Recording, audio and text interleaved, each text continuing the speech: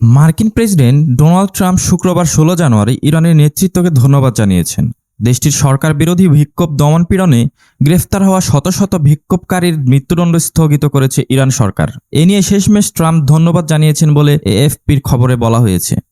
Trump তার সামাজিক যোগাযোগ মাধ্যম ট্রুথ সোশ্যাল নেটওয়ার্কে শুক্রবার লিখেছেন, আমি এই বিষয়টির প্রতি গভীর সম্মান জানাই। গতকাল যেসব ফাঁসি কার্যকর হওয়ার কথা ছিল, যার সংখ্যা ৮০০-এরও বেশি, সেগুলো বাতিল করেছে ইরান। এজন্য তাদেরকে ধন্যবাদ। বিক্ষোভকারীদের সহায়তার কথা বলে গত ২ সপ্তাহ ধরে ট্রাম্প বারবার ইরানের বিরুদ্ধে সামরিক পদক্ষেপ নেওয়ার হুমকি দিয়েছেন। মানবাধিকার সংগঠনগুলো বলেছে ইরানি বাহিনী হাজার হাজার মানুষকে হত্যা করেছে।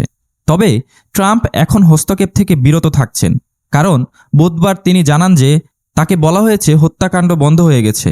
ট্রাম্প গত বৃহস্পতিবার উপসাগরীয় কর্মকর্তাদের সেই মন্তব্য উড়িয়ে দেন, যেখানে বলা হয়েছে সৌদি আরব, কাতার ও ওমান তাকে হামলা থেকে বিরত রাখতে উদ্যোগী হয়েছে। তিনি বলেন তাকে প্রভাবিত করেছে ইরানের এই পদক্ষেপ। শুক্রবার হোয়াইট হাউস থেকে সপ্তাহান্তে ফ্লোরিডা যাওয়ার উদ্দেশ্যে রওনা হওয়ার সময় ট্রাম্প সাংবাদিকদের বলেন, কেউ আমাকে বোঝায়নি, আমি নিজেই নিজেকে বুঝিয়েছি।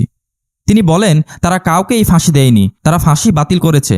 এর একটা বড় প্রভাব পড়েছে। Sadek Chowdhury, enter TV news.